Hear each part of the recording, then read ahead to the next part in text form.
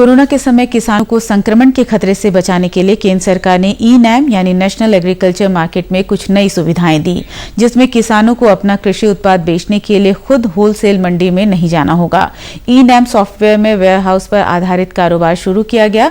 उधम सिंह नगर में भी किसान ई-नैम के जरिए बेहतर कारोबार कर रहे हैं। किसान हरप्रीत ने बताया, ई-नैम पर अपनी उपज बेचने से बिचौलियों की वजह से होने वाले घाटे से निजात मिल गई है।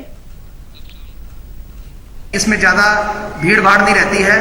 एक किसान और व्यापारी दोनों के टच में हम अपनी फसल मॉइस्चर चेक करा के ऑनलाइन किसी भी मंडी में उसको भेज सकते हैं और हमारा जो पेमेंट है वो हमारा एज यूजुअल आरटीजीएस के थ्रू हमारे अकाउंट में आ जाता है। व्यापारी रोहित अग्रवाल कहते हैं कि ई-नैम के जरिए कारोबार में बहुत सहूलियत मिल गई है। मंडियों के चक्कर नहीं काटने पड़ते और कंप्यूटर पर ही कृषि उत्पाद की जानकारी मिल जाती है। जहाँ हमको पहले हमें कई बार मंडी में धान जो हमारे आते थे हम उसको देखना पड़ता था, उसकी एनालिसिस के बारे में हमें बार बार मंडी में जाके उसका एनालिसिस कराना पड़ता था। अब हम अपने सिस्टम पे बैठ के अपनी जगह पे बैठ के हम उसकी सारी एनालिसिस, उसकी रिपोर्टें, सब चीज़ हम अपनी चेक कर लेते हैं और चेक करने के बाद हम सीधे इनाम के थ्रू ही उस धान की हमको या गेहूँ की या जो भी उसकी किस्म है उसकी हम खरीदारी कर लेते हैं। उधम सिंह नगर में मंडी परिषद की मैनेजिंग डायरेक्टर निधि यादव का कहना है कि इस वर्ष गेहूं की ज्यादातर खरीद ई-नैम के जरिए की गई है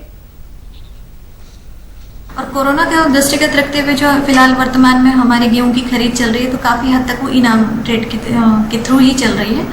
और ये भी आपको बता दूं कि उत्तराखंड दूसरा ऐसा राज्य है जिसने 100 करोड़ से ऊपर ई पेमेंट अब तक कर चुका है, जिसमें लगभग 2.5 करोड़ के आसपास हमें मंडी शुल्क भी मिला है।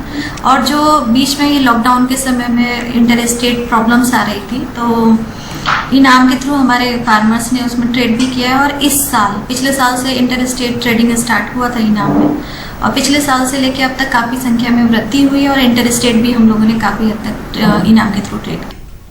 उत्तराखंड की 16 मंडियां और 7,000 से अधिक किसान इस समय ई-नैम से जुड़े हुए हैं। शुक्रवार को देश की 38 और मंडियां कृषि उत्पादों को बेचने के इलेक्ट्रॉनिक प्लेटफॉर्म ई-नैम से जुड़ गईं। इस तरह कुल 1,000 मंडियां इस प्लेटफॉर्म पर उपलब्ध हैं।